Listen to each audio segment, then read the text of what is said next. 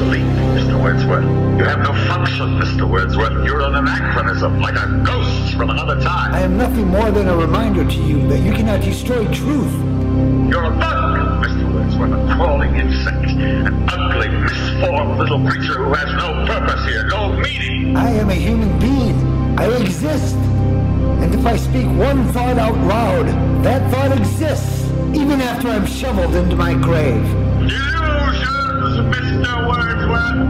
Delusions, the Bible, poetry, essays, all kind, all of it an opiate to make you think you have a strength when you have no strength at all. You have nothing but spindly limbs and a dream, and the state has no use for your kind. Yeah? Well, we're gonna have to do something about that. This is RiverWestRadio.com, community-supported radio streaming live from Milwaukee, Wisconsin. I'm your host. My name is Michael Wordsworth, and welcome to Breaking Down the News, the show that presents the news highlights of the week, but with a twist. Breaking Down the News is more concerned in bringing you information that wasn't covered on the front pages. Headlines you don't want to miss, because not listening could be dangerous to your freedom, liberty, and health. And welcome to this Wednesday, June 13th, 2012 show. I am Michael Wordsworth, and these are words worth listening to. A couple weeks ago, Alderman Jim Bowl proposed the ending fluoridation in Milwaukee with this new petition. The response has been very, very good. Many still remain dark on this issue, and we'd like to bring that into the light. Today, we have Alderman Jim Bowl on the show. We're glad to welcome you, sir. Are you still online?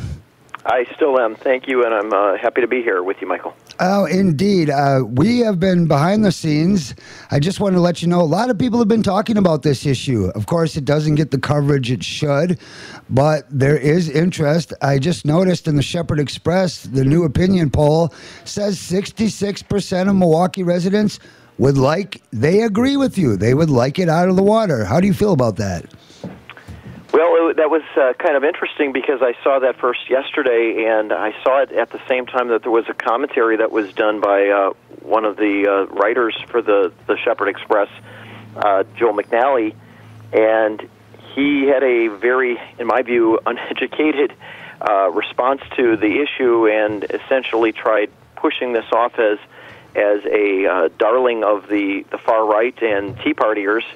And obviously, I think that it is something that is much bigger and broader, although there seems to be some support among Tea Partiers for ending water fluoridation.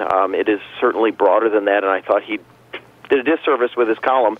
Nonetheless, I think the poll, at least, although unscientific, provides some validation that this is a concern with a growing segment of the population here in the Metro Milwaukee area. Without a doubt. I did read the same article you read. It was by Joe McNally here.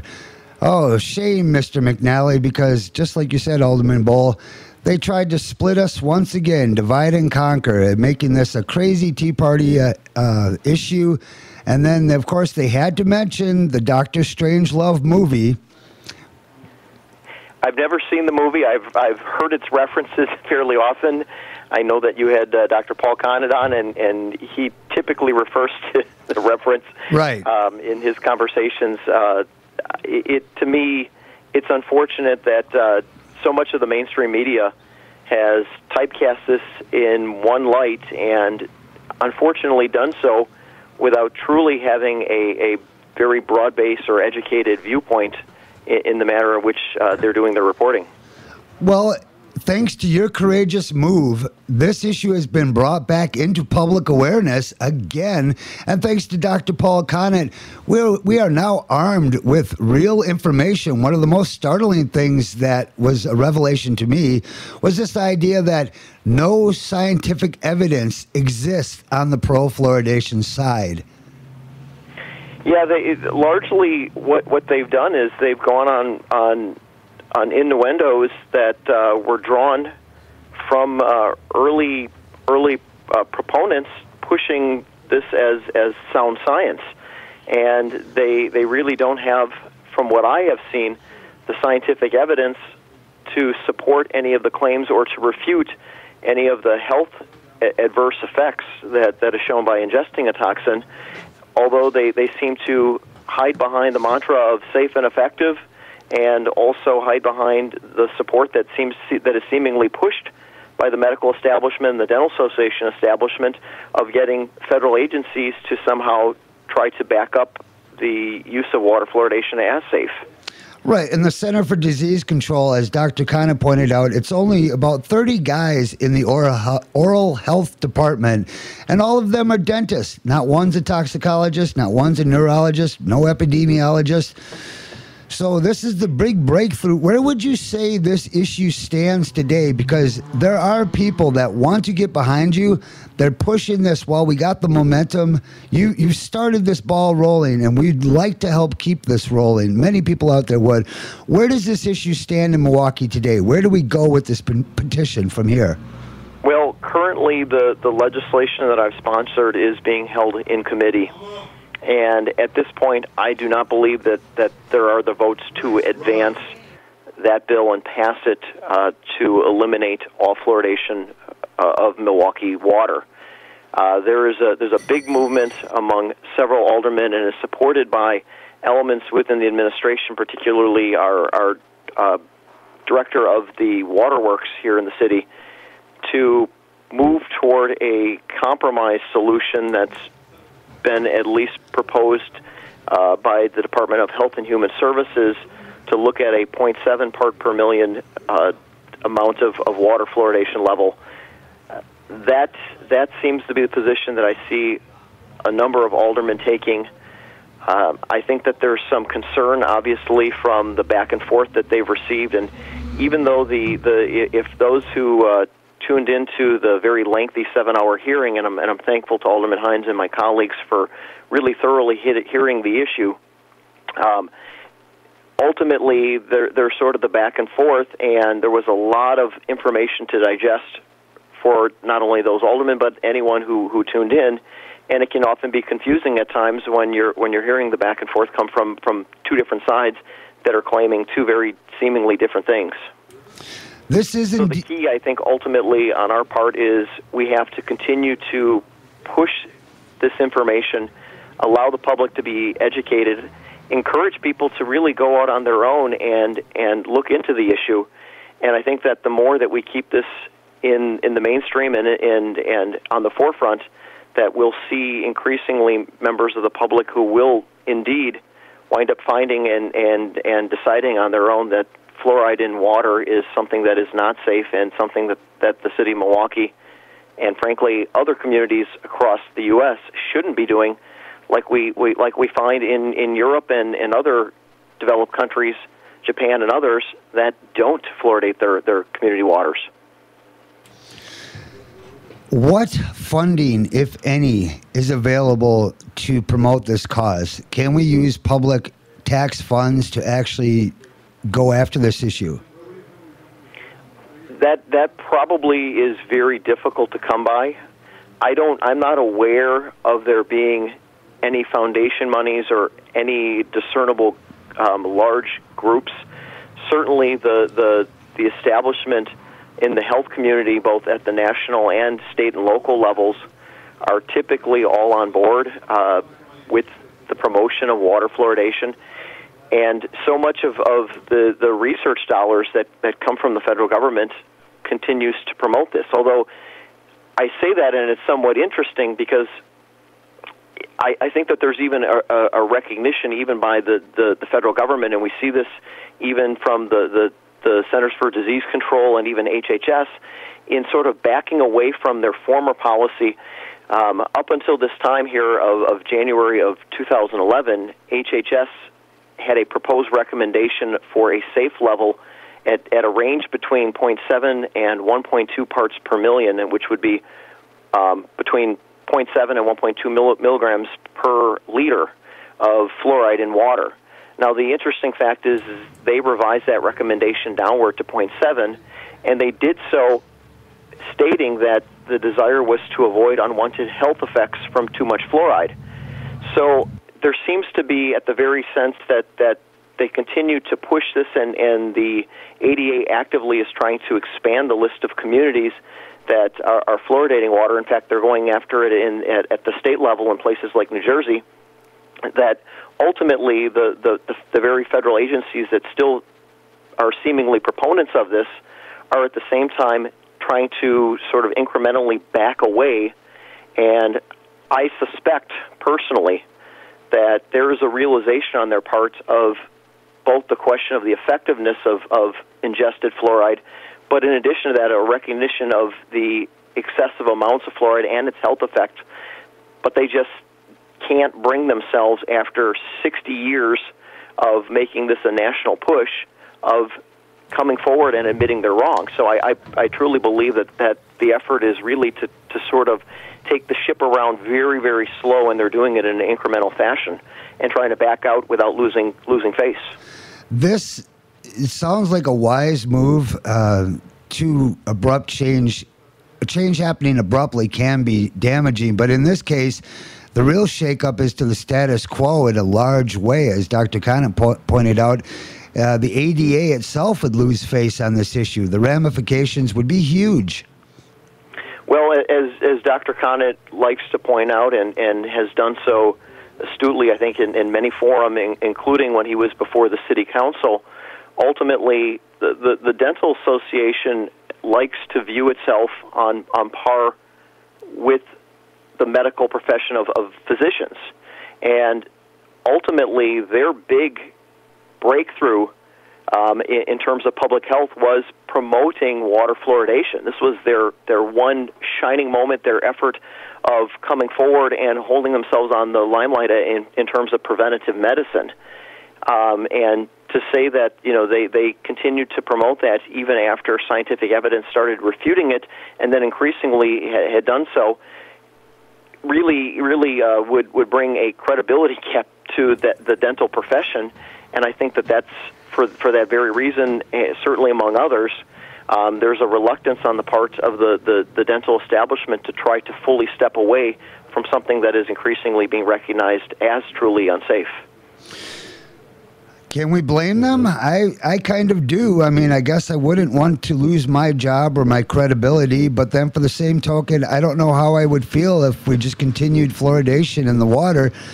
I thought the idea is, sure, lowering the levels to 0.7, it's a start, but it's still a waste. Why do we need to water our lawns with fluoride, wash our cars with fluoride, or feed it to our pets? It doesn't seem like I'm sure you're not happy with that settlement, but that is the compromise. I'm not. And I've pointed this out to some of my colleagues. And just to sort of backtrack, I mean, you cited some of the other potential uses that are detrimental. How about individuals that are continually trying to increase urban or community gardens in their own backyard? I mean, the very type of fluoride that we put in Milwaukee water is actually used as a pesticide. And I explained this even to Will Allen, who expressed his support for ending water fluoridation, the executive director at Growing Power. And that is, you can, if you actually want to try to have organic farming, you can't use fluoridated water, because it is, whether you sprayed it on the leaves of a plant or you actually wound up pouring water that was laced with fluoride into the plant, ultimately it is going to be ingested into the body of a plant. If you have water, if you have aquaponic pond, as they do, where they have fish in that, and they're in fluoridated water, that's going to be brought into the meat of the fish, and it's part of the same reason that we're seeing an increase in the overall level of fluoridation in human beings, and that is because we're getting it from other sources other than fluoridated water, other than toothpaste, other than from taking baths, which is certainly another form, or showers. We're also getting it increasingly in our foods and unprocessed foods, and it's sort of the cumulative effect of this toxin that is only excreted at about 50% rate in the body, that ultimately is leading to increased problems, not only on the increased rate of dental fluorosis, which has been widely recognized by both the CDC and the ADA, but also the adverse health effects that seemingly are coming with that. A lot of health effects. I noticed a big difference about 5-6 years ago. I was a naysayer. I knew it was potentially dangerous, but I thought, I'm young. Why should I worry about it? Then I got off of it, and personally, I've noticed a vast improvement just from that one step. But like you said, it's not as simple as that. It's in our spinach, our vegetables, our meats. People are cooking with it. There seems to be no way around it, even reverse osmosis. That fluorosilicic acid, you have to go down to 0.4 microns to get it out. And even then, there's going to be trace amounts left in there. Yeah, and you're correct, and you know we're somewhat fortunate. Even if we were to eliminate the forced fluoridation of Milwaukee water, fluoride is innate and natural in sources of water. Lake Michigan is somewhere in the area of around 0.2 parts per million, maybe perhaps a little bit less. There's a range. Sometimes it's 0.15 to 0.2, but there would be a natural level of fluoride in the water, even if it wasn't artificially added. But you raise a very valid point, and that is we are getting it from so many other sources. Now, if you actually go back to the late 1940s or early 1950s when the forced fluoridation process was really being promoted nationally, we first off didn't see the level or use of pesticides or the amount of foods that are manufactured in the way that they are now that have increasing levels of fluoride and pesticide use. On top of that, it wasn't until the mid-1960s that we saw the first fluoridated toothpaste come out, and most of them came on board between 65 and 70. The very fact that water was promoted in fluoridation was an attempt at a quick fix. And ironically, it was done so at a time when dental carie or cavity rates were dropping dramatically and continue to drop, notwithstanding whether a community fluoridated or not. I mean, the real damning effect, I think, not only looking at the adverse health effect from the standpoint of those who promote water fluoridation, is the fact that when we have communities and community studies that have been done from at the University of Iowa Dental School to studies that are done by the World Health Organization to all sorts of wide-ranging studies comparing Europe that 98%, where 98% of the people are not using fluoridated water versus the United States, the dental carie rates, the cavity rates, there's no discernible difference whether we fluoridate or not. Even in communities that once fluoridated and started and got to the point where they eliminated the forced fluoridation, their dental carie rates continue to fall, notwithstanding the fact that they weren't adding that artificial source. So that in itself, I think, is damning to the credibility of those who promote water fluoridation. Certainly the CDC and ADA have even recognized in their own literature that the topical use of fluoride through either a toothpaste or a mouthwash or mouth rinse is the most effective form of use. But in those instances, we are not ingesting it. We are literally directed to and are spitting that out. That's the interesting rationale. I mean, if you talk about a 6-year-old, and I'm certain that Dr. Conant brought this up, but if you look at the FDA's own warning label that's placed on fluoridated toothpaste, it literally says keep out of the reach of children under the age of 6. Children under the age of 2. For those from 2 to 6 years of age, a recommended amount of use is a pea-size amount, and ultimately says if there's an amount that is greater than what is recommended is ingested, that you should seek a medical attention immediately or call poison control. Now, ironically, a lot of people will say, well, guess what? The amount of fluoride that's in toothpaste has to be an astronomical amount, much more concentrated than what you find in fluoridated water. And the answer to that is that simply isn't true. A pea-sized amount of fluoride, and this was done in studies that I actually submitted to the record when this item was heard before the city's Steering and Rules Committee here, is the equivalent amount of a pea-sized amount of fluoride is equivalent to 9.2 ounces of Milwaukee water. And what I've said to my colleagues, and I said at the time, and I will still argue this today, is if a 6-year-old drinks a simple soda size amount or a 12-ounce Coke amount of fluoridated water, he or she is receiving 25% above and beyond the recommended dosage that would trigger, at least based on the toothpaste warning, a call to poison control. I mean, if a 6-year-old drinks 12 ounces of water, should the parents be alarmed and call poison control? That's what the FDA is saying with the use of fluoride in toothpaste, and it should at least ring the alarm bell for those of us who are arguing that the use of fluoride in being ingested in water is safe. It's absolutely insane. The willful ignorance out there. You're bringing up this point that we are literally poisoning ourselves with this water. And the Center for Disease Control, the ADA, they put those, I looked into those warning labels, and I'm a little unsure myself. Of course, I'm not a scientist, but on the one hand, it seems that obviously if they're drinking 9.2 ounces of water a day, which isn't that much, is it? They are consuming this, what they consider to be a toxic level of poison on a daily basis. And you're correct. And in fact, one of the ethical dilemmas that simply gets raised is there is no control set for the amount of water that an individual actually ingests. You have populations like those who are on kidney dialysis who are very susceptible and for whom fluoride does undue harm. And what are they supposed to do if they have no other economic means or viability to obtain unfluoridated water that isn't safe for them? And in fact, the very issue is sort of startling because we're talking about something that when you have a lower body weight adversely affects you in a much greater way. I like to point out for those who've had children, I said, I've thrown out my back in the past, and I've been prescribed 2,000 milligrams of Tylenol by my doctor for pain relief when my back's been out. I can clearly ingest that, and that would be safe for me. But we simply know that if I had a 1-year-old or a 2-year-old that had a fever and you're not giving them aspirin, you're giving them Tylenol, 2,000 milligrams of Tylenol could be lethal to that child. And yet we find infants who have no other means, whose parents are mixing fluoridated water with their infant formula.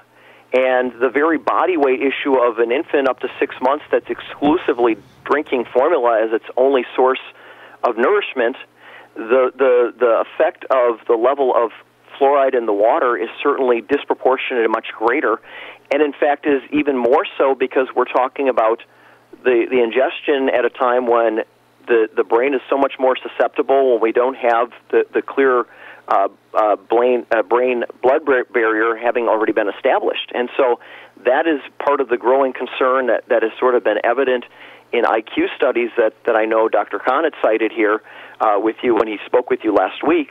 But part of the very concern that there's an adverse effect that has been found that fluoride is affecting the neurology or the IQ and the brain effect of young persons and adversely lowering it and creating all sorts of additional community and societal problems from not only lower IQs, a greater increased rate in mental retardation from those who are at the low IQ level set, and on top of it, an increase in attention deficit. And those are things that have been studied both with animals and also in peer-reviewed studies of humans as well. And it's something that, frankly, should be alarming. It was alarming for us when the same issues were brought forward here a couple decades ago with lead, and we see those very same adverse effects with fluoride, and frankly, it should ring the alarm bell sufficiently so that it should cause government at all levels. And if the federal government's going to be neglectful of doing its duty, that's where I see that local communities should take that step and try to reduce that in a dramatic way or do what it can to eliminate its own source of fluoridation. In the case of Milwaukee and other communities, that is through our community water sources. What chance, in your opinion, do you think we have of actually winning this case? Well, I think that part of the dilemma that we faced is really a couple things. First and foremost, when I promoted this, I mean, we usually are very neglectful of the things that we do in a daily life and don't like to think that anything that we're doing is not good for our health. Many of us are aware that we don't swallow toothpaste. I don't know that a lot of us are mindful of the fact and on a daily basis are sitting there saying, I'm not swallowing this because there's fluoride in it, and that's bad for you. And then put two and two together and say, well, you know what, I am swallowing it because it is in the water. So there's certainly a heavy education component to trying to educate the public and making them fully aware of the adverse effects. But the bigger dilemma is it doesn't help when there are very well-resourced and regarded bodies, both in the health community and with the dental association, and then on top of it, you get the mainstream media that plays right into their hands and continues to dismiss anyone who would raise credibility issues over this particular policy. It's a very difficult endeavor to try to overcome that, even when you make people aware. So we really are going to have to provide a broad base of education to get the general population to really rise up. And it's been done in a number of communities. There have been over 300 communities in the United States and Canada and New Zealand, Australia over the last decade that have ended community water fluoridation. But they tend to largely, although not exclusively, largely be much more successful at a smaller community level than they are in large cities, where the mainstream media is, one, very dismissive, and two, where there's so much else that's drawing people's attention on a daily basis that even when you have something like this that's in the news, there's so much out there on top of it that's distracting people. So it's really, the long answer is, it's going to probably be a strong education component that's going to have to get people to become aware, get them to really look and raise questions, provide them greater information about the increasing number of studies that are showing the adverse health effects and the lack of benefit from fluoridated water, and on top of that, continue to, at least incrementally in different ways, raise issues of concern, bring out different ways to undermine the overall totality of the policy of promoting water, and that can be done in a number of ways. That is somewhat encouraging. I mean, it is. It's a start, at least. You're breaking decades worth of entrenched mind propaganda, basically. I mean, that's what you're trying to do. This is something we don't even question it anymore. And if people would, for those that are in the dark and don't yet know about what Alderman Bohl here is talking about today, I hope you would take the opportunity to research this. There's a lot of evidence on the side against fluoridation. Little to no evidence other than just dentists recommending fluoride for decades. And honestly, if you ask them, say honestly, do you scientifically understand this issue? They have to say no, because unless they're a toxicologist or neurologist, they don't know. Alderman Bohl, we can't thank you enough. This has been a courageous step. I don't know how much this puts your neck out on the line, but at worst, you could be called a kook, or there are people that support you. I, for one, you've gained my eternal admiration and respect, because I'm just an ordinary citizen by and large. I'm sure we all are, but when I learned about this, I became so alarmed. I've for years now, I've attempted to communicate with people. I've debated with my friends and family. I've presented them evidence. I was really surprised when I caught your article in MSNBC News, national news, that the article was, Alderman proposes ending fluoridation in Milwaukee water system. I said, you got to be kidding me. I went in, I looked in, and I said, sure enough. I mean, here it is. Alderman Bohl, what is it that really led you to bring this issue into the light? That was an interesting tale, and it's somewhat similar, very similar to what Dr. Conant spoke of on your show, where he mentioned that the wonderful lady in my life, my wife, brought it to my attention. And interestingly enough, my wife subscribes to Mercola.com and pointed out an article to me and forwarded it to me and said to me, "Are you aware of Milwaukee fluoridation? How much do you fluoridate? What's the level?" And I had to admit my own ignorance. I said, yeah, I'm aware we fluoridate. That's something that we do. Isn't that supposed to be good for you? It's good for your teeth. And I read that article. It caught me as something that was extremely important. I went in and started looking more and more into research, went to our Legislative Reference Bureau, asked them to pull studies, and it literally became part of a 2-year crusade on my part of trying to educate myself. I wound up reading hundreds and hundreds of articles, hundreds of research papers, and the more I saw, the more I was directed into other directions that even became more alarming. And so, some people would say, well, why did it take you so long? I knew very early in the process that this was something that was certainly wrong. And what concerned me even more, we ourselves here in the city of Milwaukee, and I've said this to my colleagues, we can recognize past problems with asbestos, with lead. Certainly the city of Milwaukee has had an elevated lead level for the longest time, and was one of the highest national rates in kids, and that's come down dramatically in the last decade. But what I said to a couple of my colleagues, we can point the finger and say that was something that was allowed and was legal, and that we either had that in gasoline or it was in manufactured paint.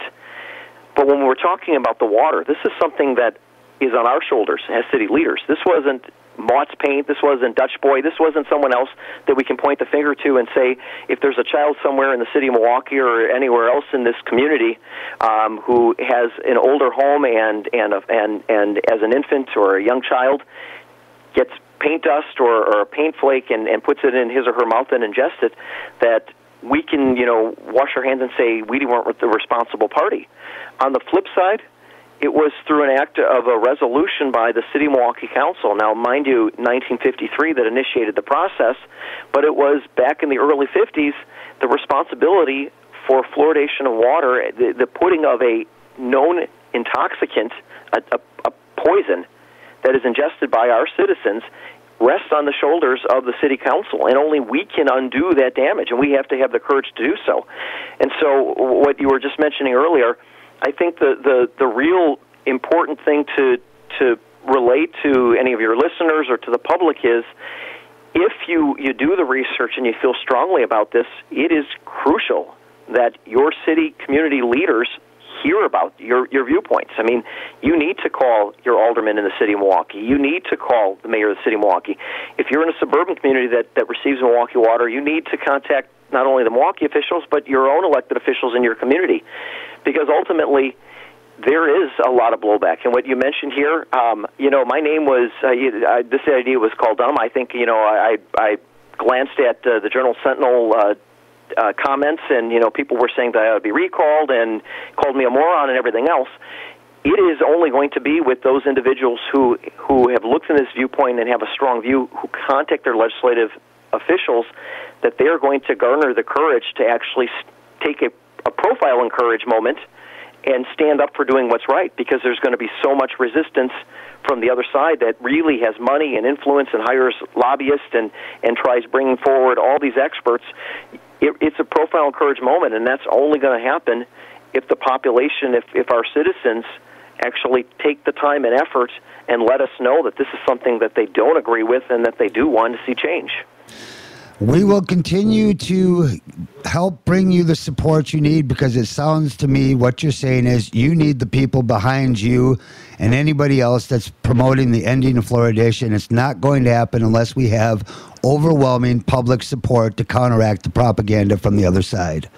Correct. And the legislators that are on the fence, those legislators who you may not believe are in support of changing the policy, those are the individuals that really need to hear from you, because they need to know that this is something that people are, in their reflections, in their own education, are determining that it needs to end. And so in order to provide the level of courage and support for those elected officials, they need to hear from their constituents and from citizens that this is something that ought to change. Alderman Bohl, are there any final points you'd like to make in this interview before we leave here? Well, I think that it's important to point out here that this is an issue right now that is an issue of local control. The EPA literally is supposed to be the body that has authority over over the level of fluoridation. The federal government, however, is all over the board. The CDC literally claims that its recommendations are largely directed by the Center for Disease Control. Ironically, the Center of Disease Control stipulates that it does not provide recommendations on the optimal level of fluoride in water. The FDA supposedly regulates water as a drug if it is in the store. They essentially passed the ball and have never approved this. And so we have all these government agencies, and then you have HHS weighing in on a recommendation saying that they feel that it's not effective. Ironically, the federal government is not doing its job. In fact, the very regulation of water actually comes under the Safe Water Drinking Act, and the Safe Water Drinking Act really spells out two things. It says, first and foremost, that no national primary drinking water regulation may require the addition of any substances for healthcare purposes unrelated to the contamination of drinking water. And what that says is, in essence, you can add chlorine or chloride as a disinfectant to kill bacteria or anything else so that we don't get cryptosporidium or any other virus or bacterial pathogen. But you can't add something for a health purpose, and the sole purpose of fluoride is a health purpose. But furthermore, the very Safe Water Drinking Act also stipulates that the EPA is supposed to determine the level of contaminants in drinking water at which there is no adverse health effect likely to occur. Ironically, the EPA has its own site, chemical with substantial evidence of developmental neurotoxicity. So what they're saying is fluoride is a chemical that they say substantially adversely affects the brain. And the guiding principle of the Safe Water Drinking Act says they are not to allow any contaminant, which fluoride is actually recognized as. It is a toxic poison that is regulated by the EPA as a toxic poison. And they are supposed to do so under the guise that it has no adverse health effects. Well, they actually recognize it as having an adverse health effect. So there's all sorts of interesting ironies on the federal level and the federal government has dropped the ball. Now, I would love for the federal government, because they are, in my view, of the pantheon of governmental levels, they are the four-star general. I always tell people that the state level is the sergeant and local communities are the private in the Army. Ultimately, this can be changed first and foremost if the federal government recognized the problem and did what was right. But on the flip side, if they are unwilling or unable to do so, the authority, the EPA has passed it on to the state or local level. And my view is we can't wait for the federal government if they're not going to do the job that's right. I mean, it took decades after there was known problems with lead and adverse health effects of lead for them to take action. I mean, how many other generations will have to succumb to the adverse health effects in many ways of fluoride before we actually act? And so ultimately, my job as a public official is to say if it's something that, first off, we push forward through our own resolution here in the city of Milwaukee, and we can undo it, we need not wait for the federal government to do what's right. We ought to act on behalf of our citizens because that's what we're elected to do. And the most powerful position right now is in the local community, grassroots level. I want to thank you, sir. Those were some incredibly powerful points. I wish you well. I wish us all well on this issue. I'd like to say my children are already not drinking the fluoride. It's a decision we can make. We don't have to wait for legislation. Unfortunately, you have to take some proactive steps to get the fluoride out of your food and water, but it is possible. Alderman Bohl, I want to thank you very, very much. Please come back on. Thank you, Michael, and I'm so glad that you asked me to come on, and I want to personally also thank you for your effort in promoting not only my legislation, but ensuring that the public is better educated on these issues that are certainly vital to them. You are most welcome, sir. Have a good day, and I hope to talk to you soon. Good day.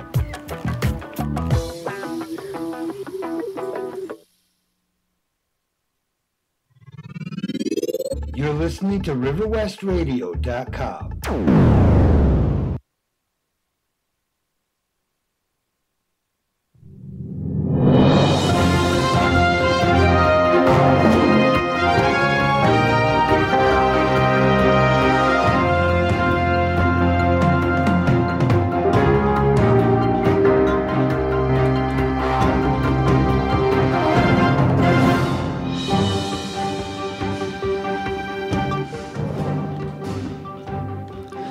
Russia defends weapons sales to Syria, says U.S. is arming the rebels.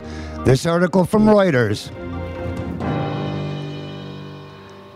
Good afternoon. This report from Dubai. Russia's foreign minister on Wednesday defended his country's sale of arms to Syria and accused the United States of supplying rebels with weapons to fight against the government.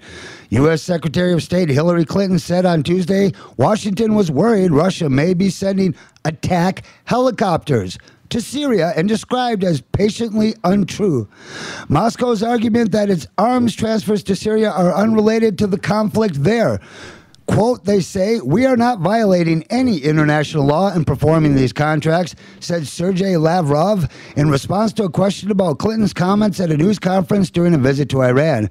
They are providing arms and weapons to the Syrian opposition that can be used in fighting against the Damascus government, he said on an Iranian state television, speaking through an interpreter.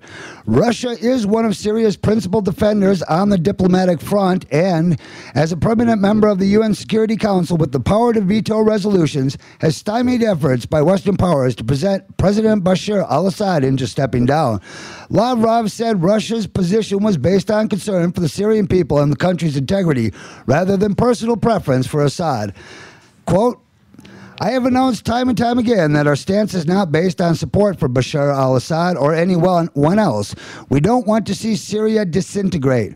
Russia is resisting Western and Gulf Arab pressure to take a harder line against Assad, rejecting calls for sanctions and proposing a conference bringing together global and regional powers, including Iran. Iranian Foreign Minister Ali Akbar Saleh said the Syrian crisis could not be resolved by external powers. Quote, the Islamic Republic of Iran has announced many times the issue of Syria needs to be dealt with in Syria by Syrians, not through the interference of others, end quote. The United States says it does not believe Iran, Assad's closest regional ally, is ready to play a constructive role in Syria, where the United Nations says government forces have killed more than 10,000 people since March 2011. I'm Michael Wordsworth reporting from this Reuters article. Stay tuned. We have lots of news coming up. An interview with David Rockefeller. You're listening to RiverWestRadio.com.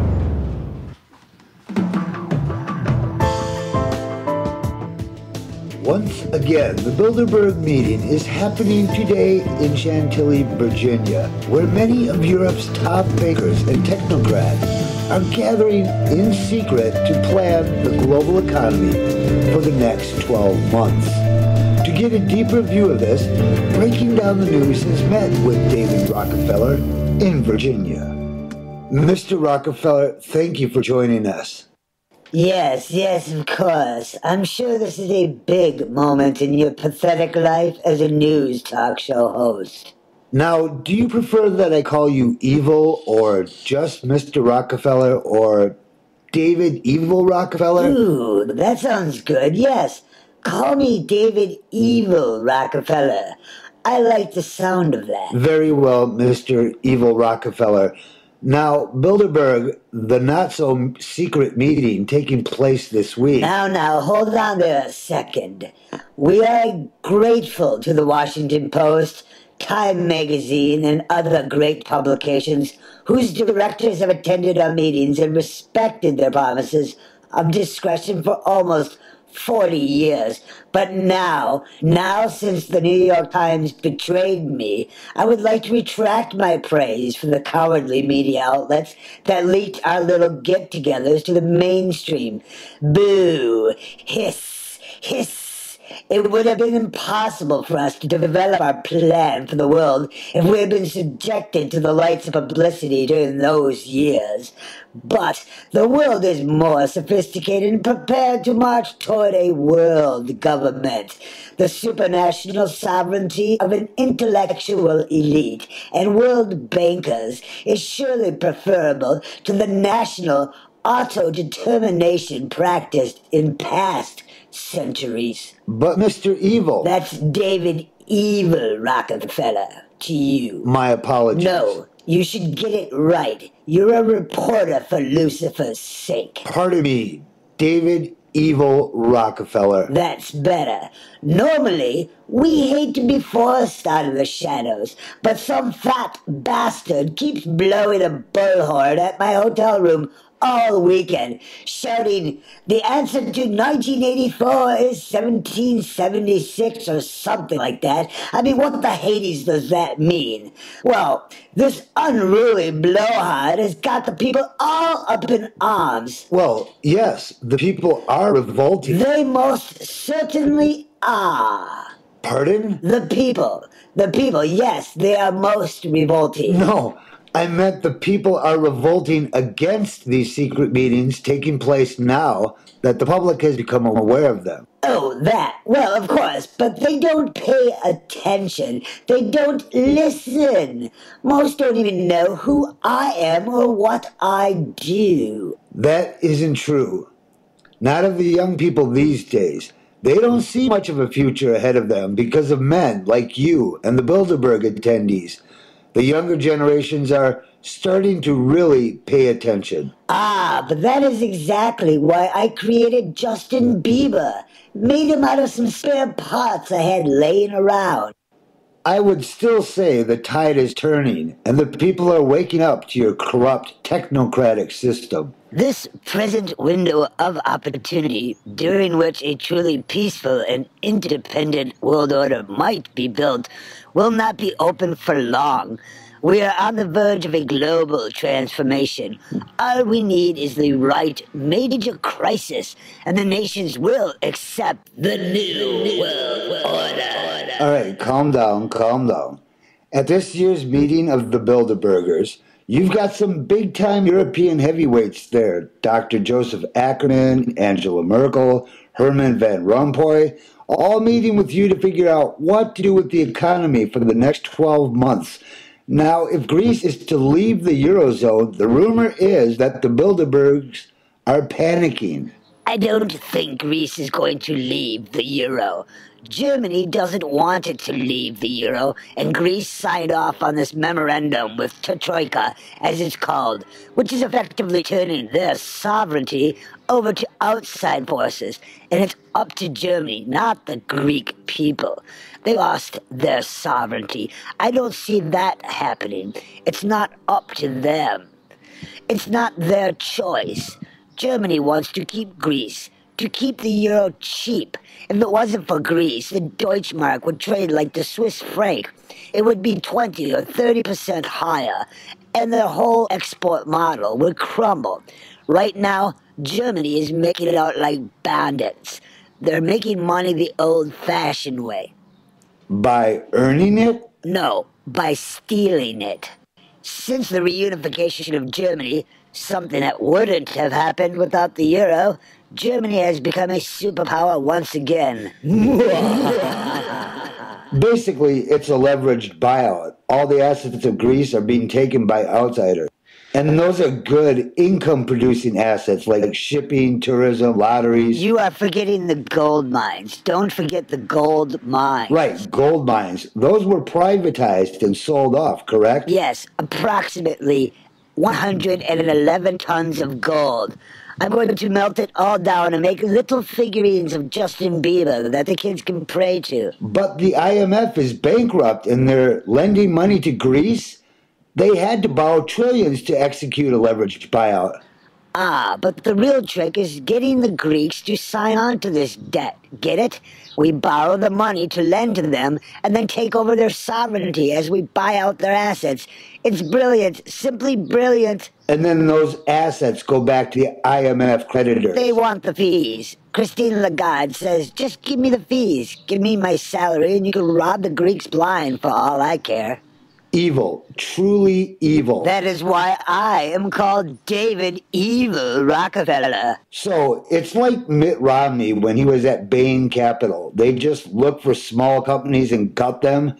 And in a like manner, Greece is just a small country that you can seize with a hostile takeover. It is a Jimmy Goldsmith model, done on a bigger scale. Same thing. You pledge the assets of a country like Greece to secure loans to take over the country. Sell the assets, keep the difference, make lots of money.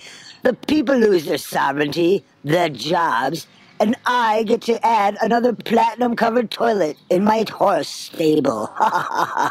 So these Bilderberg meetings are a great way for you and the world's leaders to meet behind the scenes with no transparency and just basically decide the fate of any given economy. Well, yes, and up until now it was a secret, but no matter. It was no coincidence that we took Ireland, Greece, Portugal, and then Spain in that order. This year, the big question is, where do we go next? France? Maybe UK is an interesting choice. It's similar to how you peasants buy houses, but we get entire countries for pennies on the dollar, you see. The IMF, since the 60s, has preyed on Africa, then South America, then Southeast Asia. Yes, well, while America was obsessed with Iraq, we were very busy taking over those regions. But China threw you a curveball. They had a different model. Well, China did good business, and that is inconsistent with the Bilderberg policy. However, the U.S. can't really tangle with China because China is now the U.S. biggest creditor, and the whole thing is a sticky situation. I would like to read you a quote from Bill Moyers about you. May I? Ooh, yes. If it's about me, Mommy always talked about me, and I liked it. Talk about me, talk about me. David Evil Rockefeller is the most conspicuous representative today of the ruling class, a multinational fraternity of men who shaped the global economy and managed the flow of its capital. Rockefeller was born into it, and he has made the most of it. But some critics see a vast international conspiracy he considers a circumstance of life and just another day's work. In the world of David Rockefeller, it's hard to tell where business ends and politics begins.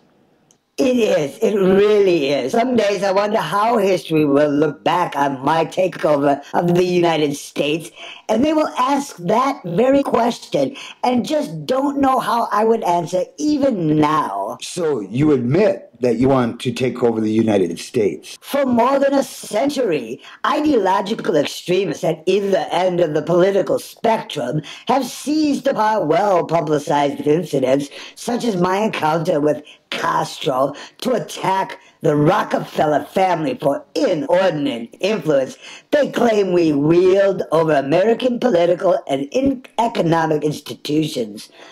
Some even believe we are part of a secret cabal working against the best interests of the United States, characterizing my family and me as internationalists and of conspiring with others around the world to build a more integrated global political and economic structure. One world, if you will. If that's the charge, I stand guilty, and I'm proud of it. Wait, didn't you write that in your personal memoirs? Ooh, you're a smart one, Mr. Wordsworth. Well, thank you, I guess. No, I hate that. Hate it. The second we gain control of America, people like you will have to go. And by go, I mean disappeared with black hoods over your heads. Now that is scary. You should be scared. Very scared. I am not afraid. Oh, you will be. You will be. This has been an exclusive interview with David Evil Rockefeller in Chantilly, Virginia. I'm Michael Wordsworth. Back in a moment.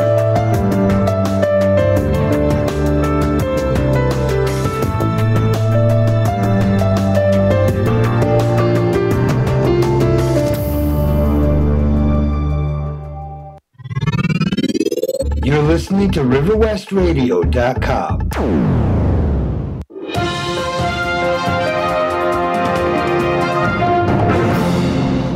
Good afternoon and welcome back to Breaking Down the News. I am Michael Wordsworth with Wordsworth, listening to this article from CNSNews.com. Holder refuses to provide testimony on Kagan's involvement in Obamacare. Attorney General Eric Holder has refused to provide written testimony to the Senate Judiciary Committee in response to questions for the record submitted to him by Senator Jeff Sessions that focus on Supreme Court Justice Elena Kagan's involvement in the Patient Protection and Affordable Care Act, also known as Obamacare, while she was President Barack Obama's Solicitor General. Question: are you aware of any instances during Justice Kagan's tenure as Solicitor General of the United States in which information related to the Patient Protection and Affordable Care Act and or litigation related thereto was relayed or provided to her? And she answered, no answer. The other question was, when did your staff begin removing Solicitor General Kagan from meeting in this manner? On what basis did you take this action? In what other matters was such action taken? The third question asked of her, did you ever have a conversation with Justice Kagan regarding her, the third question asked of Attorney General Eric Holder, did you ever have a conversation with Justice Kagan regarding her recusal from matters before the Supreme Court related to the Patient Protection and Affordable Care Act? If so, please describe the circumstances and substance of those conversations. Very straightforward questions. These are 3 of the 8 questions that Sessions submitted to Holder on November 15, 2011, to be included as part of the official record of Holder's testimony in an oversight hearing that Senate Judiciary Committee held on November 8, 2011. Sessions is a senior member of the committee. Holder did not provide the committee with a formal response to Sessions' questions until June 7, 2012, 7 months after Sessions submitted them. When he finally did, he officially responded. Holder did not answer any of the questions. Instead, in responding to each, he simply referred the Judiciary Committee to a letter Assistant Attorney General Ronald Wyke had sent to Sessions on February 24th. This letter, in turn, responded to a letter Sessions had sent to Holder on January 31st, noting that Holder had not yet answered the questions that Sessions had submitted in November. Wyke's February letter informed Sessions directly that the Justice Department would decline to answer his questions to Holder about Kagan's involvement in Obamacare. Back in March 2010, on the same day that President Obama signed his health care law, Florida and Virginia sued the administration, challenging the law in federal court. At that time, Elena Kagan was Obama's Solicitor General, and her job was to defend his administration's position in federal court disputes. Obama did not nominate Kagan to the Supreme Court until May 10, 2010, 7 weeks after he had signed the health care law and Florida and Virginia had filed their suits against it. Kagan did not rescue herself from her duties as Solicitor General until after Obama nominated her to the court. On 2 occasions last year, March 15th and November 9th, the day after Holder appeared in the Senate Judiciary Committee, the Department of Justice released internal department emails in response to a Freedom of Information Act request that CNSNnews.com had originally filed on May 25, 2010, a month before Elena Kagan's Supreme Court confirmation hearings. That FOIA had sought documents and records connecting Kagan to Obamacare, litigation arising from Obamacare, and discussion of when she would recuse herself from a case as Solicitor General because they might later come before her if she were confirmed to a federal court. The Department of Justice did not release any of these emails in question until after the Media Research Center, which is the parent organization of CNSNnews.com, filed a lawsuit in November 2010 seeking the DOJ's compliance with the FOIA request. The first set of emails released on March 15, 2011 showed among other things that on January 8, 2010, Kagan had personally assigned her top deputy to handle the expected litigation against Obamacare. That was 4 months before Obama nominated Kagan to the court. Assistant Attorney General Wyke's February 24, 2012 letter to Senator Sessions informing him that the Department of Justice would not answer his questions to Holder pointed to a similar request for information about Kagan's involvement in Obamacare that House Judiciary Chairman Lamar Smith from Texas had first sent to Holder in a July 6, 2000 letter. Wyke indicated that the Justice Department not only was declining to respond to the questions Sessions had submitted as a member of the Senate Judiciary Committee, but also that it was declining to provide Smith with the information he had requested as chairman of the House. Well, indeed, this goes on, and what doesn't these days? That same day, as Sessions noted for Holder, Katyal received an email from Associate Attorney General Pirelli inviting him to a meeting to be held at the White House the next day to plan for the litigation against Obamacare. Katyal forwarded the email to Kagan with this quote, "This is the first I've heard of this," Katyal told her. "I think you should go, no? I will regardless, but I feel like this is a litigation of singular importance." Kagan emailed him back, "What's your phone number?" When the Supreme Court heard oral arguments in the lawsuits against Obamacare earlier this year, Kagan participated in the cases. The court is expected to decide them by the end of the month. I'm Michael Wordsworth, back in a minute. You're listening to RiverWestRadio.com.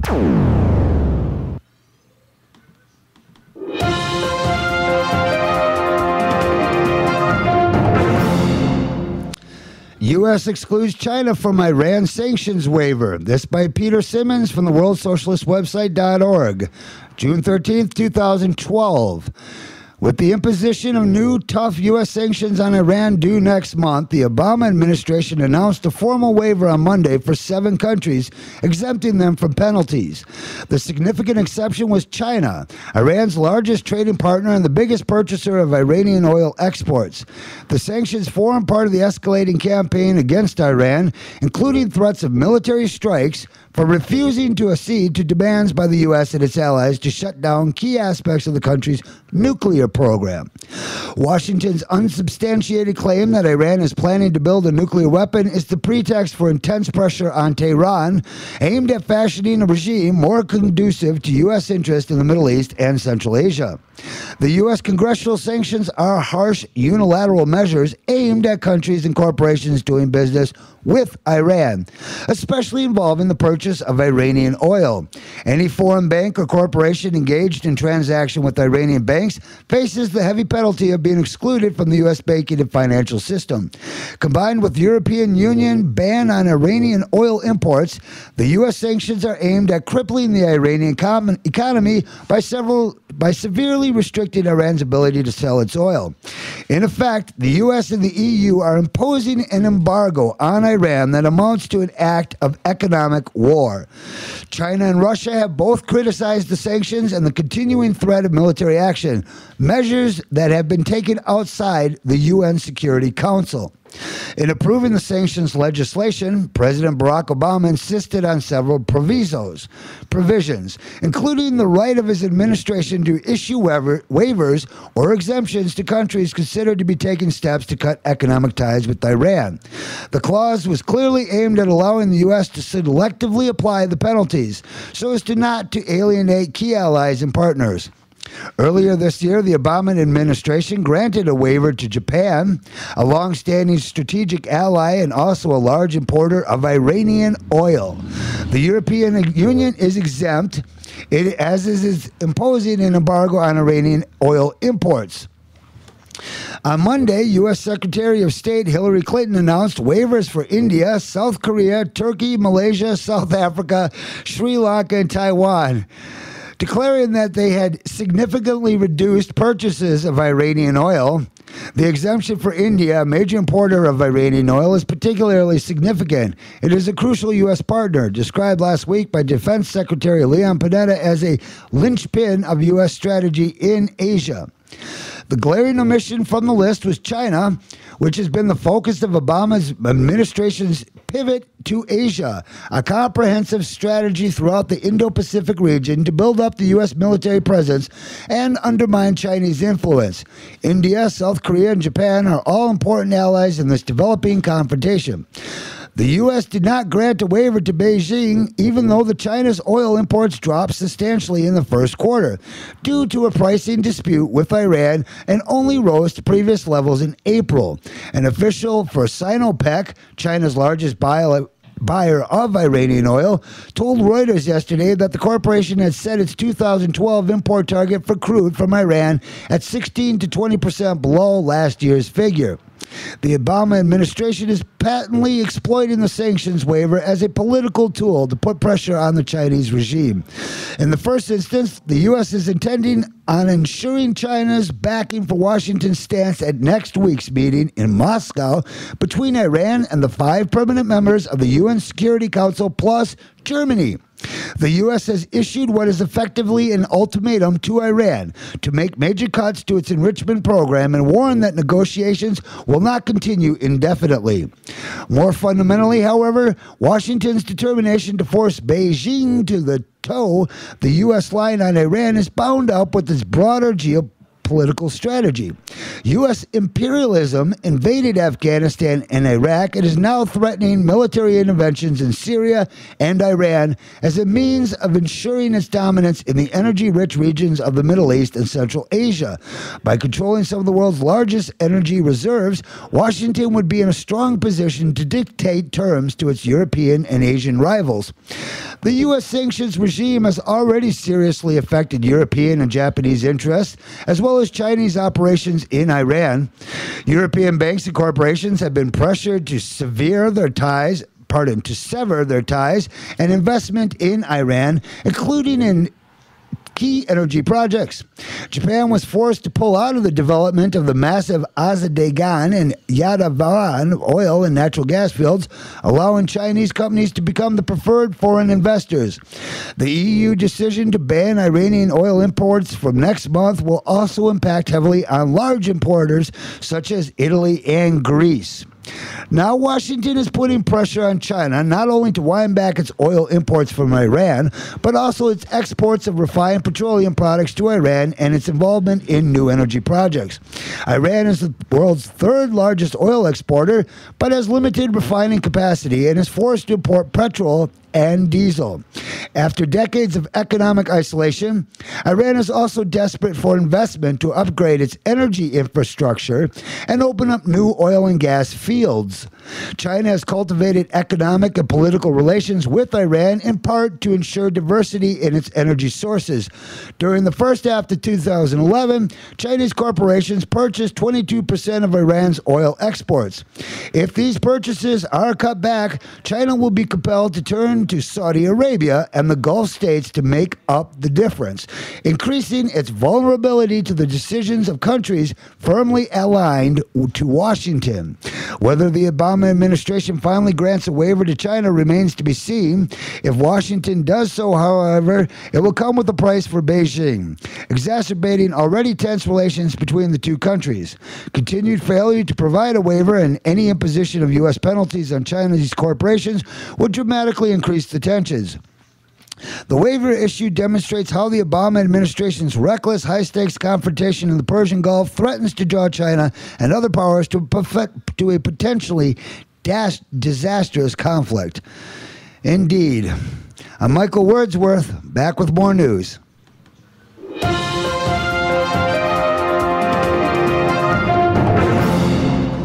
Giant nuclear cover-up? Explosions, military helicopters filled near elevated radiation zone at border of Indiana and Michigan. This article from Natural News and Mike Adams on June 6, 2012. June 6, 2012 was a very strange day for northern Indiana and southern Michigan, where a series of strange explosions and subsequent nuclear radiation spike left local residents combing for answers. And though there are still many missing pieces to the puzzle, it has become clear that some type of nuclear cover-up is taking place in this region, which is further evidenced by numerous eyewitness accounts of intense shaking and loud booms, audio recordings of inexplicable explosions, and pictures of unmarked aircraft flying during and after the incident. It all began when separate radiation monitoring stations, a privately owned radiation network station near South Bend, Indiana, and a U.S. Environmental Protection Agency RadNet station near Fort Wayne, Indiana, detected extremely high levels of nuclear radiation around the same time between June 6th and June 7th. Both stations reportedly began to give radiation readings ranging as high as 7,139 counts per minute, when a normal reading is typically between 5 and 60 counts per minute. You can view a screenshot of the Radiation Network reading, which was later pulled at naturalnews.com/images/map US radiation meters.jpg. As you can see in that picture, the South Bend reading shows a shockingly high 7,034 CPM radiation level, counts per minute, which the group later said was incorrect and the results of an equipment malfunction. But the EPA's RadNet station, which is located about 90 miles away from the Radiation Network South Bend station, also showed elevated radiation levels around the exact same time and on the same day, which leads to more questions about what is really going on here. RadNet's data has also since been pulled, which is highly suspicious. But if you visit the RadNet query page, you can pull up the data yourself from the archive. Simply type into the field, the search field, beta gross count rate, CPM. In the selected parameters box, select Fort Wayne as the fixed monitor location and select June 6th as the time range criteria. What you will see are radiation readings that peak as high as 182 counts per minute around noon on June 6th and suddenly drop to 18 counts per minute a little more than an hour later. According to the EPA, any counts per minute level above 100 is high enough to trigger an alert, and yet no official alert was ever issued. In fact, neither the EPA nor anyone else in the government or mainstream media even monitored the incident, which is now being disregarded as coincidental equipment errors. Similar high readings were also output by Black Cat Systems, another radiation level tracking site. According to Radiation Network, some of its own stations feed information to Black Cat, which could explain similar incorrect radiation readings being displayed. However, Radiation Network has not confirmed whether or not its South Bend station is one of the readings shared by Black Cat. Eyewitness accounts indicate strange activity taking place during nuclear anomaly.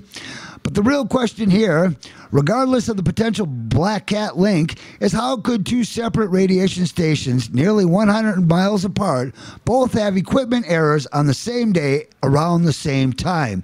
And what about all the other strange activity that reportedly took place the day of the faulty readings, including the deployment of U.S. Department of Homeland Security's hazmat fleets that had allegedly not been moved in years, but that suddenly disappeared? According to a Reddit reader whose eyewitness account was confirmed by various other readers, a large fleet of Department of Homeland Security emergency response trucks disappeared on June 6th from a parking lot where they had remained unmoved for years. The missing trucks were allegedly emblazoned with the U.S. Federal Emergency Management Agency, also known as FEMA's, National Incident Management System logo, which suggests that a major emergency had occurred that required immediate attention. A series of loud explosions that began more than a week prior to the high radiation readings were also reported throughout the region, which adds another element of mystery to this whole situation. WWMT News Channel 3 ran a report in late May about the occurrence of a loud explosion like thunder that resulted in intense shaking felt throughout several Michigan counties. The rumbling was so loud and intense that one local man thought something had exploded inside his house. In the days that followed, other area residents also reported hearing strange boom sounds, and some even reported seeing unmarked helicopters, A-10 Thunderbolts, which are sometimes referred to as the world's deadliest aircraft, and various other military aircraft and personnel moving in and out of the area. One man who tried to investigate the source of another unidentified explosion further north in Michigan was actually arrested after trying to question the executive secretary of the Alpena Combat Readiness Training Center, a year-round National Guard training and exercise facility. Some have suggested that either earthquakes or mining operations are potentially to blame for all the strange events, but according to the U.S. Geological Survey data, there have been no registered earthquakes detected in the southern Michigan or northern Indiana areas during the time frame in which the numerous large blasts, the intense ground shaking, and the nuclear incident occurred. And many area residents say the explosion and shaking they experienced are unlike anything they have ever experienced before. So, the situation in Michigan continues to remain a mystery that nobody in the mainstream media or government is willing to address, let alone try to solve. Should any further details emerge, Natural News will present them to the readers to consider and investigate, and I, Michael Wordsworth, will bring that information to you here on Breaking Down the News. This is Breaking Down the News, riverwestradio.com. I'm Michael Wordsworth. Back in a second.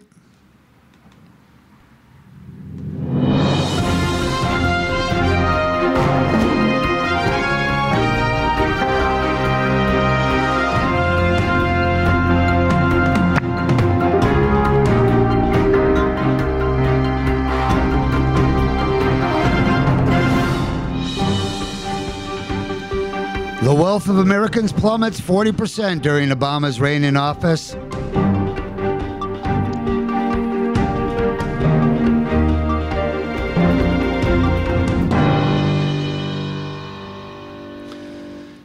If you have ever wondered whether all the bad news you've heard regarding home values, real wages, and other economic data since the beginning of the Great Recession in 2008 is true, wonder no more. It is, and what's more, it's likely to get a lot worse than you thought.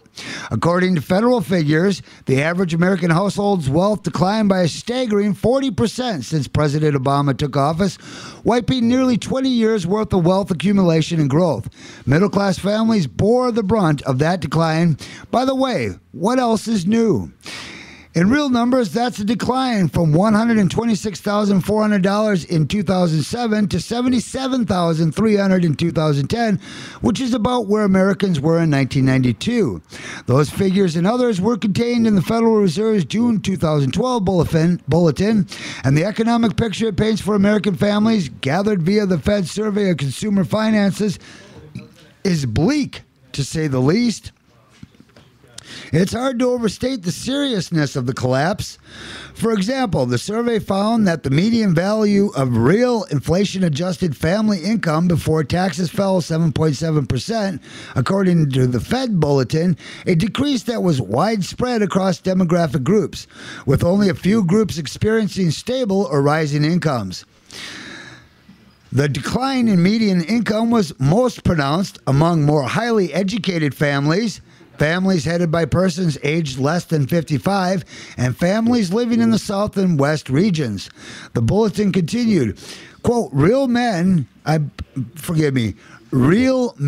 income fell even more than median income in the recent period by 11.1% across all families. The depth of the damage, if it truly set most Americans back some 20 years, means any rebound will be prolonged as well. This quote from Mark Zandi, chief economist for Moody's Analytics, told the Washington Post, "It's hard to overstate how serious the collapse in the economy was. We were in free fall. Only about half of American middle-class Americans stayed at the same economic level during the downturn. The Fed survey indicated their median net worth, home values, car values, and stock values minus debt fell the most. And while many are still trying to balance family budgets, they are finding that difficult too. The survey found that fewer families are carrying balances on their credit cards, and of those that do, the balances are lower.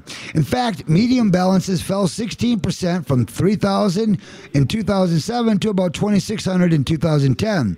Also, the Fed survey found that the number of Americans who have no debt at all rose to about a quarter of all families. Median and mean wealth declined. That progress, however, has been all but mitigated by other economic factors, which has left the median level of family debt the same. For instance, the survey found that more families are taking education loans, about 11% reported being at least 60 days late paying a bill, which is up 7% from 2007, and the percentage of families whose debt was greater than 40% of income stayed the same as well. On top of that, the survey found that Americans overall were taking home less pay, indicating that about indicating that a wage stagnation that is only likely to get worse as employment remains high. Median income fell about 8% to $45,800 in 2010, while the median value of stock market retirement accounts fell 7% to $44,000. Data from the 2007 and 2010 SCF show that median income fell substantially and that mean income fell somewhat faster, an indication that income losses, at least in terms of levels, were large for families in the uppermost part of the distribution, said the bulletin. Quote, overall, both median and mean net worth also fell dramatically over this period, 38.8% and 14.7% respectively. Changes in housing wealth and business equity were key drivers in those wealth changes. The survey said that the housing market implosion is what has led to most of the economic suffering. The Fed notes that the median value of Americans' stake in their homes fell by 42% between 2007 and 2010 to $55,000. And in most of the country, the housing market has yet to even begin to recover. From the bulletin, I quote, recovery from the so-called Great Recession has also been particularly slow. I'm Michael Wordsworth. We'll be back in a second.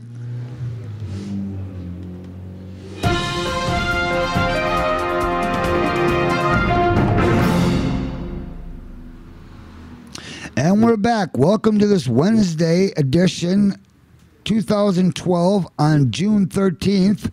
I am Michael Wordsworth, and these are words worth listening to. Bank of America pledges $50 billion to combat climate change. This from the English Capital and Kristen Jones on June 12th. Bank of American Corp said it will contribute $50 billion over the next 10 years to address climate change, the latest company to boost its investments toward environmental goals. The new set goals will be effective January 1st, following the anticipated completion of the bank's current 10-year pledge of $20 billion. I'd like to read this article more, but frankly, I don't really care. Bank of America has $76 trillion of unexposed derivatives. They are one of many banks and financial institutions in this country that will ultimately be responsible for bankrupting our country. I mean, we could blame the banks, but then I got to blame the people that bank with these banks. We should move immediately to small credit unions. We need to diversify our holdings. Eventually, you're going to have to get out of dollar-denominated assets altogether. So let's just take this article about Bank of America and throw it in the trash. How about this article from LouRockwell.com? Thomas De Lorenzo writes, the not taxed nearly a part... it's such a confusing headline. The not taxed nearly enough party. There you go. The party that is not taxed nearly enough. This according to Thomas De Lorenzo. I speak, of course, of the Republicans as well as the Democrats who together form the party of government. Baby Bush, also known as Jeb, brother of W, endorsed of Willard, whines and cries that there are elements of the Republican Party today who believe they are not taxed enough already and who oppose further tax increases. Isn't that interesting? He cannot stand the fact that there are people who question the notion that prosperity is created by taking money from hardworking taxpayers and giving it to government bureaucrats to spend. That's called Keynesian economics to those readers who have not studied economics. He gratuitously praises his father for reneging on his read my lips, no new taxes promise, which caused him to lose the election to Bill Clinton, and his brother W for raising taxes, expanding the welfare state, and becoming an even bigger domestic spender than Lyndon Johnson was. Such talk is about to get Jeb what he wants. Coverage in the New York Times and Washington Post calling him a statesman. He may even get a favorable mention by Paul Krugman, which would surely send a chill up his leg. Mammoths wiped out by multiple killers. This from Fox News. Woolly mammoths were apparently driven to extinction by a multitude of culprits, with climate change, human hunters, and shifting habits all playing a part in the long decline of these giants, researchers says. Before I read into the article, I'd just like to say, what? We had climate change before we had carbon emissions? Is that possible? Can the climate change without human beings affecting it? You know, if we care so much about global warming and whatnot, why don't we actually care about the actual issues? All people really do is like walk around going, oh, I'm green, yay.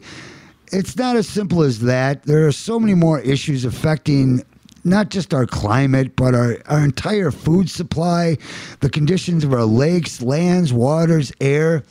Well, somehow these woolly mammoths managed to die. They wandered the planet for about 250,000 years, ranging from Europe to Asia to North America, covered in hair up to 20 inches, long and possessing curved tusks. Well, we know that. Nearly all these giants vanished from Siberia by about 10,000 years ago, although dwarf mammoths lived on Wrangel Island in the Arctic Ocean until 3,700 years ago. Scientists have often speculated over what might have driven the mammoths to extinction. For instance, for years, researchers suspected that ancient human tribes hunted the mammoths and other Ice Age giants to oblivion.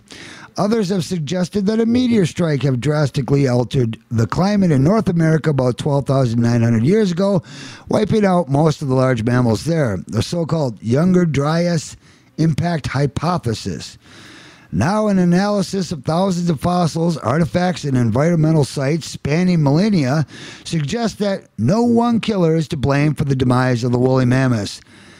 This quote from researcher Glenn McDonald, a geographer at the University of California, Los Angeles, told Live Science, quote, "These findings pretty much dispel the idea of any one factor, any one event as dooming the mammoths."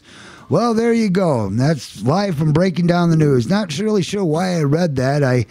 For some reason, I thought it was important, but yeah, I don't know. It's in terms of the broader perspective. It doesn't really matter how the woolly mammoths died versus the dinosaurs, but I don't. Let's get on to some more important news. How about this one? Taliban patsy sentenced to life for dealing CIA heroin. Oh, this is a great one. How would you like that? You get set up by the CIA, you actually deal some heroin in like they want you to, and then you get a life sentence for doing it. This article from Kurt Nimmo, Infowars.com. Fall guy Haji Bagcho was sentenced to life in prison today for trafficking heroin in Afghanistan. I have to laugh because, no kidding, how many people traffic heroin in Afghanistan? It's amazing. U.S. officialdom characterized Bagcho as one of the largest heroin traffickers in the world and who used proceeds in his drug sales to import the Taliban insurgency, according to the Washington Post. Bagcho's heroin business, however, paled in comparison to the one set up by the CIA in Afghanistan, and he was likely thrown in the slammer for life because the agency does not like competition. The Taliban itself, a creation of the CIA, had banned the production of opium following the Afghan civil war after the Soviets were defeated. The success of Afghanistan's 2000 drug eradication program under the Taliban government was recognized by the United Nations as admirable, and that, quote, no other country was able to implement a comparable program. In October of 2001, the UN acknowledged that the Taliban reduced opium production in Afghanistan from 3,300 tons in 2000 to 185 tons in 2001. Following the U.S. invasion, Afghanistan became the #1 heroin producer. Oh, how did that happen? We go attack a country and all of a sudden they're the #1. Well, it's amazing. They produced 33,750 tons in 2002. By 2006, that number skyrocketed to, listen to this, 6,100 metric tons of heroin. Can you explain that to me? How we can go in? I mean, it's just admitted there's the troops are guarding the opium fields, and now more than this output of heroin is like what? It's gone from like 2,000 to 6,000 tons. Well, let me back up this figure. Where was it? Where did it start? Originally, on October 2001. Well, it's at least double. Yeah, 2,000. Well, it's at least doubled with our troops there. So we're spending all this money for what? I guess, we do get to bring the drugs into the country and then bust people for using them. That kind of helps the lawyers and the judges. No, I mean, that's just... Well, anyhow, this article from William Blum noted in The Real Drug Lords what's really going on. Quote, CIA supported Mujahideen rebels, who in 2001 were part of the Northern Alliance, engaged heavily in drug trafficking while fighting against the Soviet-supported government. This quote from Michael Chusodowski wrote in 2007, "The Golden Crescent drug trade, launched by the CIA in the early 1980s, continues to be protected by U.S. intelligence in liaison with NATO occupation forces and the British military. In recent developments, British occupation forces have promoted opium cultivation through paid radio advertisements." Wow. U.S. troops were specifically ordered to ignore heroin and opium when they discovered it on patrol. An ex-Green Beret told author James Risen in 2003. Assistant Secretary of State Bobby Charles complained that Defense Secretary Rumsfeld didn't want drugs to become a core mission. In 2010, we reported on a Fox News segment where Geraldo Rivera talked with an occupation soldier about U.S. support of the opium trade in Afghanistan. The soldier told Rivera he did not like supporting Afghan opium production, but insisted the U.S. had turned a blind eye to the cultivation, and he cited the excuse of cultural sensitivity. I see. Prior to the Taliban's business faux pas, the CIA worked with Pakistan's ISI to turn heroin profits into lucrative for covert activities. Moreover, if not for the trafficking of heroin, Pakistan's legitimate economy would have collapsed, the Financial Times wrote in August 2001. Much of the money was deposited in the Bank of Credit and Commercial International, the preferred bank of intelligence agencies looking to launder money, hide drug profits, and engage in other financial crimes. But it was not just Pakistan that would have collapsed. This quote said by Vienna-based ONO-DC Executive Director Antonio Mario Costa in 2009. I quote, "In many instances, drug money is currently the only liquid investment capital. In the second half of 2008, liquidity was the banking system's main problem, and hence, liquid capital became an important factor. So let's just deal drugs, I guess, when our banks are broke from gambling debts and the taxpayers can't bail them out anymore. We'll just start taking deposits from drug dealers, huh? Well, that happened in Wachovia Bank. Many of you don't know that Wachovia, before it went under in 2008, was caught laundering $276 billion worth of South American drug cartel money. What did they get for that? $114 million fine. That's right. Our banks in America openly laundering drug money, and most people don't know about that. Former managing director and board member of Wall Street investment banks Dylan Reed, Catherine Austin Fitz, has long alleged that the banksters launder imponderable amounts of drug money. This quote, according to the Department of Justice, the U.S. launders between $500 billion, $1 trillion annually. I have little idea what percentage of that is in narco dollars, but it is probably safe to assume that at least 100 to 200 billion relates to U.S. drug import, exports, and retail trade, writes Fitz. Well, there you have it. Is it really that surprising? America, there are some incredible articles here. You should check out moxnews.com. They've got the interview where Marines grow opium for their masters. Geraldo Rivera actually goes there, and I wish I could get this stupid thing to play because this would be, we have such a terrible internet connection here. But I'd like to play. You got to see this thing. Geraldo Rivera is interviewing a Marine guy, sergeant, and just talking openly about the fact that we now guard the opium fields in Afghanistan. It's just the way it is. I don't know. We're just so used to being worked over with, aren't we? All right, I'm Michael Wordsworth. We're going to take a little station ID break, and I will be back with more news. You're listening to RiverWestRadio.com.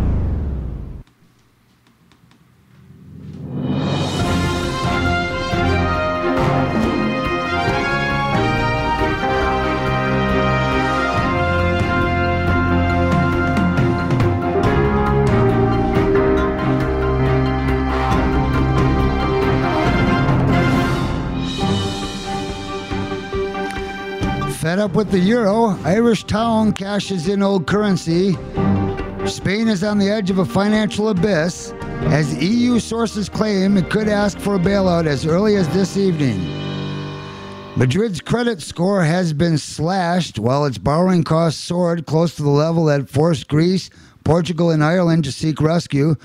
But as Eurozone powerhouses try to keep up the single currency afloat, one Irish town is banking on the past to turn a profit. I wish you well, Ireland. Good luck. It's a pity you guys got caught up in that Euro crisis. I mean, you weren't doing that great, but you were doing okay until you got involved in them. I know you tried to get a referendum to vote on that issue, and that fell through, and that's how it is. We get these things decided for us. I'd like to say, coming up Friday, we have Rosa Koire, the author of Behind the Green Mask, UN Agenda 21. She'll be here to talk personally about the book that I've been reading from at least 3 or 4 of our episodes, The Agenda for the 21st Century under the guise of Sustainable Development. Well, Rosa Koire is a forensic commercial real estate appraiser, and basically, while fighting to stop a huge redevelopment project in her city, she researched the corporate, political, and financial interests behind it and found UN Agenda 21. Rosa speaks across the nation and is a regular blogger on a website, DemocratsAgainstUN21.com. It's going to be a good interview. We're going to do a full hour and a half with her, and I'm telling you, this is an agenda I've been trying to let people know about. Everybody likes to say, oh, conspiracy theory. This is one of those things that is actually taking place. It's a real agenda that many people have witnessed and dealt with in local communities all across America. It's completely insane, and not many people know about it. And of course, when not many people know about it, that's when I have to bring it in and let you guys know about it here on Breaking Down the News. I'm Michael Wordsworth. We're going to pull out of here today. I just noticed we're past the 5 o'clock hour, and that's all right. Thank you for listening. I hope you will go and support Alderman Jim Bowl with this petition. Please, he had a lot of good words to say. We're going to continue to follow up on the Department of Health and try to find somebody that'll, if you don't know this already, nobody from the pro-fluoridation side is capable or willing to produce any scientific evidence whatsoever. They claim 3,000 reports that support their view, but none of them are ever brought forward. I want to see one documented piece of evidence that the people on the pro-fluoridation side are for. The Shepherd Express had a poll, an opinion poll on their website, and I was actually surprised. I voted, of course, to end fluoridation, and I hit yes, I want to end fluoridation. And I was actually surprised that 66% of the people that polled said they don't want fluoride in their water. Only 33% said they do. The 33% that did, if you're listening, please, for heaven's sake, call in 414-935-2951 when we're back on the air. I want to hear why you think that fluoride's good. I know many of you just are innocent. You don't know the facts and the scientific evidence that says fluorosilicic acid, the real name for fluoride. It's not sodium fluoride. It's actually fluorosilicic acid. It's a byproduct from aluminum and uranium mining. They can't dump it in the wild according to the EPA, but they can put it in your toothpaste and water and have you can ingest it. Sound completely insane? Well, it is. It's absolutely insane, and then we come to find out that this whole thing's a paper tiger. You know what a paper tiger is? It's a it looks like a big vicious tiger that could eat you, all powerful, but when you get closer up to it, you find out it's made of paper, and it's not real. The whole thing, you can just shred it. It's all you got to do is poke at it. Just wake up for 2 seconds and look into this issue. Don't remain ignorant anymore. It is a huge problem. We are ingesting way too much fluorosilicic acid. The damage, among other things, it's making us dumber.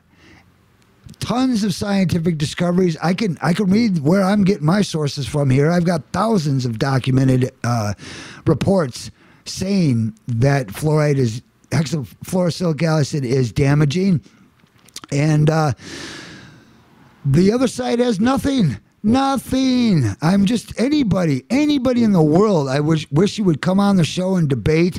Dr. Paul Connett's ready to come and talk to you. He's a toxicologist, now retired, but he's for 26 years. He studied this issue. You think he'd know a thing or two about it? What was he doing for 26 years? In any case, I wish us well in this uphill climb to end fluoridation, not just in Milwaukee's water supply, but across the nation. I'm Michael Wordsworth. Bless you all. We'll be back Friday with that exciting interview with Rosa Corey. Peace out, everybody.